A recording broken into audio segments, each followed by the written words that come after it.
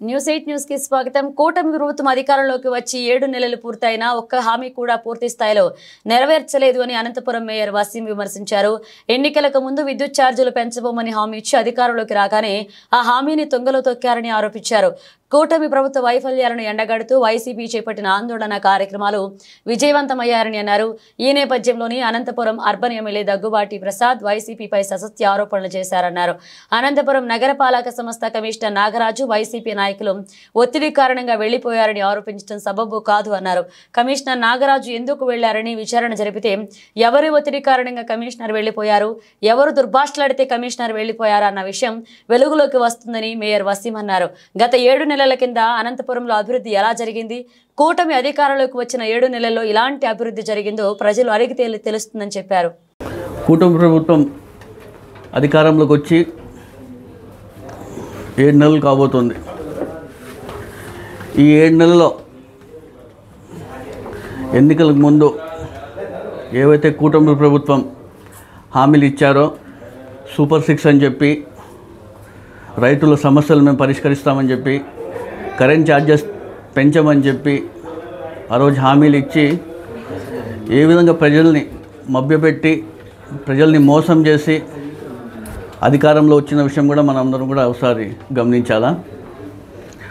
అదేవిధంగా అధికారంలోకి వచ్చిన 7 నెలలు అయినా కూడా ఇప్పటికి కూడా వాళ్ళు చెప్పిన హామీలు ఏవి ఒక్కటి కూడా నెరవేర్చకుండా దేశంలో ఏదైనా ప్రభుత్వం ఉందంటే కూడా అది కూటమి ప్రభుత్వాన్ని కూడా మీ అందరికీ తెలియజేస్తున్నాను.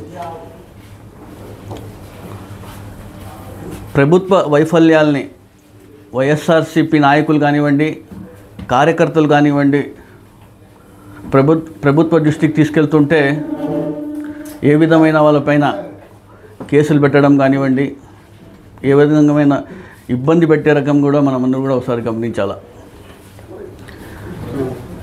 ఈరోజు వైఎస్ఆర్సీపీ నాయకులు అనేక ప్రెస్ మీటులు పెట్టి ప్రభుత్వ వైఫల్యాల్ని ప్రభుత్వ దృష్టికి తీసుకెళ్తుంటే అయినప్పటికీ కూడా వారి ప్రభుత్వం పట్టించుకోపోవడంతో వైఎస్ఆర్సీపీ అధ్యక్షులు వైఎస్ జగన్మోహన్ రెడ్డి గారు ఏ విధంగా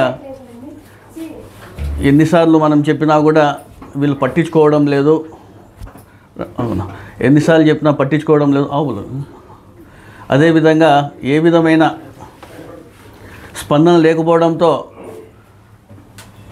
వైఎస్ఆర్సీపీ అధ్యక్షులు జగన్మోహన్ రెడ్డి గారు రాష్ట్ర వ్యాప్తంగా రైతుల పట్ల సమస్యలు కానివ్వండి, కరెంట్ ఛార్జెస్ వాళ్ళు పెంచమని చెప్పడం కానివ్వండి మేమనందరూ కూడా ఒకసారి గమనించాలా అని చెప్పి జగన్మోహన్ రెడ్డి గారు రాష్ట్ర వ్యాప్తంగా పిలుపునిచ్చిన విషయం కూడా మనం ఒకసారి గమనించాలా. డిసెంబర్ 13వ తారీఖున రాష్ట్ర వ్యాప్తంగా రైతుల సమస్యల మీద ఏ విధమైన పోరాటం చేసినామో కూడా ఏ విధంగా విజయవంతం చేసిన విషయం కూడా కూటమి ప్రభుత్వానికి ఇప్పుడు కూడా అర్థమై ఉంటుంది. అదేవిధంగా కరెంట్ ఛార్జెస్ మీద కూడా అధికారం రాకముందు ఎన్నికల సమయంలో ఆయన వాళ్ళు ఇచ్చిన హామీలలో చంద్రబాబు నాయుడు స్వయంగా చెప్పారు, మేము అధికారంలోకి వస్తే కరెంట్ ఛార్జెస్ పెంచము అని ఏ విధంగా అయితే చెప్పారో అధికారంలో వచ్చిన తర్వాత పట్టించుకోపోవడం, దానిపైన కూడా మేము మొన్నటి రోజున మొత్తం రాష్ట్ర వ్యాప్తంగా కాన్స్టిట్యుయెన్సీ వారీగా కరెంట్ ఛార్జెస్ మీద ర్యాలీ చేస్తూ అక్కడ ఉన్నటువంటి పవర్ ఆఫీస్లో ఎస్సీ గారిని కూడా వినతిపత్రం కూడా అందించడం జరిగింది. హఠాత్తుగా ఇక్కడ లోకల్ స్థానిక ఎమ్మెల్యే గారు ఎక్కడో హైదరాబాద్లో ఉన్నారు, విజయవాడలో ఉన్నారు, ఈ సముద్రంని చూసి ఆయన అప్పటికప్పుడు అక్కడి నుంచి ఒక ప్రెస్ నోట్ కూడా విడుదల చేయడం కూడా జరిగింది. మరి మరుసటి రోజు వచ్చి ప్రెస్ మీట్ కూడా పెట్టడం జరిగింది. కరెంట్ ఛార్జెస్ పైన అనంతపురం నగరంలో జరిగిన విజయవంతం ర్యాలీని చూసి ఆయన ఓరోలేక కేవలం 150-200 మందిదే ఉన్నాయని చెప్తున్నారు. అన్న చూడండి ఒకసారి మీరు ఎంతమంది ఉన్నారు, ఎంతమంది వచ్చారు, ఊరికే నిజాలు మాట్లాడండి. మీరు ఎప్పుడు అవాస్తవాలు మాట్లాడుతున్నారు. మీరు ఒకసారి ఎంతమంది వచ్చినారు, ఏ విధంగా ర్యాలీ జరిగింది, ఏ విధంగా వీళ్ళు ఎందుకు పోరాడుతున్నారు కూడా ఒకసారి మీరే గమనించాలి. ఎన్నికల సమయంలో చంద్రబాబు నాయుడు గారు ఏ విధంగా అయితే చెప్పారో అధికారంలోకి వచ్చిన తర్వాత మేము కరెంట్ ఛార్జెస్ పెంచం అని చెప్పిన దానివల్లే మేము ఈరోజు పోరాడుతున్న విషయం కూడా మీరు ఒకసారి గమనించాలి. ఈరోజు తెలుగుదేశం ప్రభుత్వం ఎస్సీ ఎస్టీలకు 200 యూనిట్లు ఉచితంగా కొనసాగించాలని చెప్పే ఉద్దేశంతో, అదేవిధంగా పేద మధ్య ప్రజలకు 15,000 కోట్ల రూపాయలు కరెంట్ ఛార్జెస్ భారాన్ని వేస్తున్న విషయం కూడా అది వెనక్కి తీసుకోవాలని చెప్పే ఉద్దేశంతో ఈరోజు మేము పోరాటం జరుగుతోంది. అయినప్పటికీ అనేక ర్యాలీలు కానివ్వండి, ధర్నాలు కానివ్వండి, ఏవైనా కూడా ఈ విజయవంతం కావడంతో ఇక్కడ లోకల్ స్థానిక ఉండే నాయకులు కానివ్వండి, రాష్ట్ర వ్యాప్తంగా ఉండే వాళ్ళు కూడా ఏమి వైఎస్ఆర్సీపీ ఇంతమంది జనాలు కలుస్తున్నారు, ఏ విధంగా వీళ్ళు ఉన్నారని చెప్పి వాళ్ళకి భయం పుట్టడంతో అనేక మాటలు కూడా మాట్లాడడం జరుగుతుంది. అదేవిధంగా స్థానిక ఎమ్మెల్యే గారు మీ ఇంటికి మీ ఎమ్మెల్యే అనే కార్యక్రమం కూడా చేపట్టడం జరిగింది. ఈ మధ్యకాలం నుంచి చేస్తున్నారు. అనేక డివిజన్స్లో కూడా వెళ్ళడం జరిగింది. మీరు మంచిదైనా డివిజన్ వెళ్తున్నారు, ప్రజల సమస్యలు ఉంటే ఏమైనా పరిష్కరించండి, మేము కాదనం. మా పాలకవర్గం కానివ్వండి, మా కార్పొరేటర్స్ కానివ్వండి, మా డిప్యూటీ మేయర్స్ అందరూ మేము సహకరిస్తాం ఖచ్చితంగా. మీరు అక్కడ వెళ్ళిన చోట ప్రతిసారి కూడా గత పాలనలో ఒక రోడ్ వేయలేదు, ఒక సీసీ రోడ్ లేదు, ఒక బీటీ రోడ్ లేదు, ఒక కాలువ వేయలేదు, ఒక లైట్ వేయలేదు, శానిటేషన్ పనులు అయితే అసలు చేయలేదు అంటారు. మీరు మున్సిపాలిటీ గురించి ఫస్ట్ అవగాహన తెలుసుకొని మాట్లాడితే బాగుంటుంది కదా. నేను పదే కూడా మీకు చెప్పడం జరుగుతుంది. మీరు వెళ్తున్న రోడ్డు కూడా వేసిండేది మేమే, మీరు తొంగి చూస్తున్న కాలువలు కూడా వేసిండేది మేమే. శానిటేషన్ పనులు అయితే ప్రతిరోజు జరుగుతుంటాయి, ఒకరోజు జరగకపోతే కూడా మీకు తెలిసి ఏముంటుందని కూడా. అదేవిధంగా లైట్ల విషయం అయితే కూడా ప్రతి ఒక్క లైట్లు కానివ్వండి, ప్రతి స్ట్రీట్ లైట్స్ కానివ్వండి, హైమాస్ లైట్లు ఏర్పాటు చేసిన ప్రభుత్వం కూడా మాదే అని కూడా మీ అందరికీ తెలుస్తుంది. గతంలో వైఎస్ఆర్సీపీ హయాంలో గత 5 సంవత్సరాల్లో అనంత వెంకటరామరెడ్డి గారి ఆధ్వర్యంలో 1045 కోట్ల రూపాయలతో గత 30-40 సంవత్సరాల్లో జరిగిన అభివృద్ధి చేసి చూపించిన ఘనత కూడా ఎవరున్నట్టుగా అనంత వెంకటరామరెడ్డి గారికి నేను తెలియజేస్తున్నాను. మీరు అధికారంలోకి వచ్చి 7 నెలలు అయింది. 7 నెలలు ఏమంటారు మీరు? ఒకటి మాట, ఎప్పుడు చూసినా ఒకటే అంటారు. డంప్ యార్డ్ని షిఫ్ట్ చేస్తాం, ప్రొటెక్షన్ వాల్ తీసుకొస్తాం, అండర్ గ్రౌండ్ డ్రైనేజ్ని ఏర్పాటు చేస్తామంటారు. డంప్ యార్డ్ని షిఫ్ట్ చేయడం కోసం కానివ్వండి, ప్రొటెక్షన్ వాల్ కోసం కానివ్వండి, నేను ఇరిగేషన్ మంత్రిని కలిశాను, మున్సిపల్ మంత్రిని కలిశాను, లోకేష్ గారిని కలిశాను, ముఖ్యమంత్రి గారిని కలిశానని చెప్పడం కూడా ఇప్పటికీ 3-4 సార్లు కూడా మీరు చెప్పడం జరిగింది.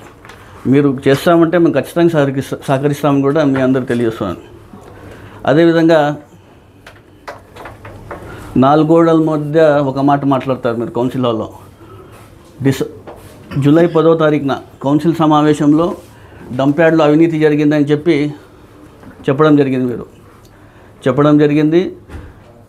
మేమైతే విచారణ చేసుకోండి, అధికారంలో మీరున్నారు, అధికారులు మీ వాళ్ళు ఉన్నారు, విచారణ చేసిన తర్వాతే ఆ బిల్లులు ఇవ్వాలని కూడా నేను గతంలో కూడా చెప్పడం జరిగింది.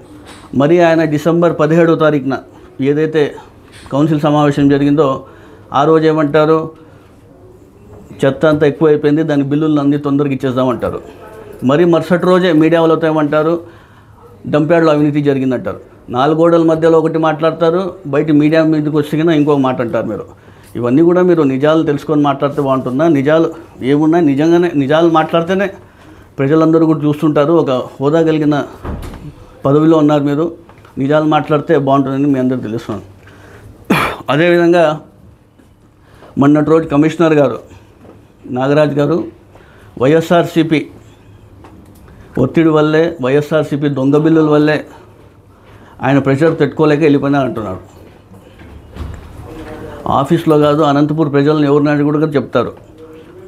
అనంతపురం నగరపాలక సంస్థ గత 5 సంవత్సరాలు కానివ్వండి, మా పాలకవర్గం ఏర్పాటైనప్పటి నుంచి కూడా ఏ విధంగా పారదర్శకంగా ముందుకు తీసుకొస్తున్న ఏదైనా ప్రభుత్వం అంటే వైఎస్ఆర్సీపీ ప్రభుత్వం అని మీ అందరికీ తెలియజేస్తున్న. అప్పట్లో ఎక్కడ కూడా ఏ అవినీతి అక్రమాలు కానివ్వండి తావు లేకుండా ముందుకు తీసుకువెళ్ళిన ప్రభుత్వం కూడా మా ప్రభుత్వాన్ని కూడా మీ అందరికీ తెలుస్తున్నాను.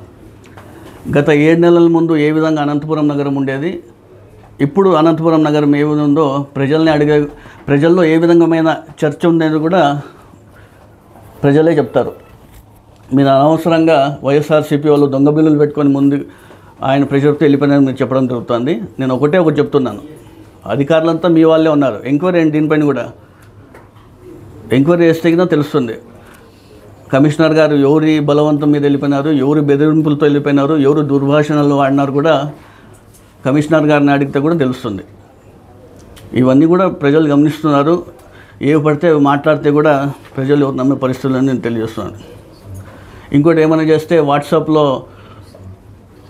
వాట్సాప్లో మాకు చెత్తబడింది అని చెప్పేసి ఆ వాట్సాప్లో వచ్చిన సమస్యలను పరిష్కరించి క్లీన్ చేయించినాక ఆ ఫోటోలు మళ్ళీ మీరు పెడుతున్నారు.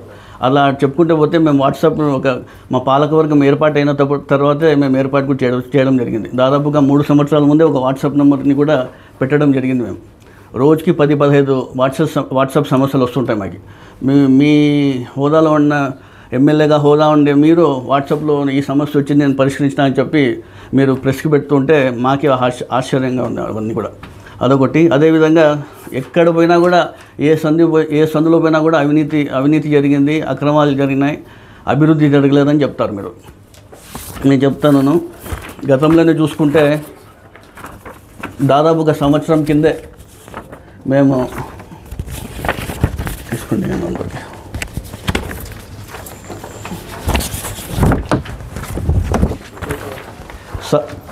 ఇది అది ఉండదు ముందు ఇది కాదు ఇది పట్టుకుని పర్వాలేదు. సంవత్సరం ముందే అనంతపురం నగరంలో ఏ విధమైన అభివృద్ధి కార్యక్రమాలు చేసినామో అని చెప్పేసి మేము ఫోటో ఎగ్జిబిషన్ని కూడా పెట్టడం జరిగింది. మీరు ఎక్కడ చూసినా కూడా గతంలో ఏ ఒక రోడ్ వేయలేదు, ఏ ఒక కాలువ వేయలేదు, ఏ ఒక లైట్ వేయలేదని చెప్పి వైఎస్ఆర్సీపీ నాయకులపైన బురద చల్లే కార్యక్రమాలు చేస్తున్నారు. మీరు చూడండి ఒకసారి. ప్రజలు మిమ్మల్ని ఎన్నుకున్నారు. ప్రజలకి నిజాలు చెప్పే మాటలైనా మాట్లాడితే బాగుంటుందని తెలియజేస్తున్నాను. అనేక అభివృద్ధి కార్యక్రమాలు చేసినాం మేము. ఈ ఫోటో ఎగ్జిబిషన్ కూడా మనం ఏర్పాటు చేసి దాదాపుగా సంవత్సరంన్నర అయింది. అప్పుడు ఇవి మీరు ఎప్పుడో నాకు టైం ఇస్తే కదా ఇప్పటి వరకు ఎన్ని అభివృద్ధి కార్యక్రమాలు చేసినామో ఏమేమి చేసినామో కూడా మీ అందరికీ తెలియజేస్తున్నారు. మీరు 7 నెలలు అవుతుంది మీరు అధికారంలోకి వచ్చి. 7 రూపాయలైనా కూడా అనంతపురం అభివృద్ధి కోసం మీరు తీసుకొచ్చినారా? ఏ ఒక్క కాలువైనా నిర్మించినారా? ఏ ఒక్క రోడ్ అయినా కూడా ఎక్కడైనా వేయించినారా? అనవసరమైన అవాస్తవాలు మాట్లాడితే కూడా ప్రజలు ఎవరు నమ్మే పరిస్థితులు లేరు. నేను ఒకటే చెప్తున్నారు, నిజాలు మాట్లాడండి. ఇంకా ఎన్నికలు చాలా దూరం ఉన్నాయి. మీరు ఏం అభివృద్ధి కార్యక్రమాలు చేసినా మా పాలకవర్గం ఖచ్చితంగా మీకు సహకరిస్తాం. ఏ విధంగా మీరు బురద చల్లే కార్యక్రమాలు చేస్తే కన్నా మేము వినే పరిస్థితులు లేము. అధికారం మీదుంది. మున్సిపాలిటీలో ప్రతి ఒక్క అధికారులు కూడా మీ వాళ్ళే ఉన్నారు. మీరు కూటమి ప్రభుత్వం ఏర్పాటైనాక ప్రతి ఒక్క అధికారి కూడా ఇక్కడ మారిపోవడం కూడా జరిగింది. మీరే స్వయాన లెటర్లు ఇచ్చి కూడా వాళ్ళందరినీ కూడా వేయించుకున్న విషయం కూడా మీరు ఒకసారి గమనించాలా. మా పైన బురద చెల్లితే మాత్రం మేము సహించే పరిస్థితి ఉండము. ఏమైనా అభివృద్ధి కార్యక్రమాలు చెప్పండి, మేము ఖచ్చితంగా సహకరిస్తామని కూడా మీ అందరూ తెలియజేస్తున్నాను.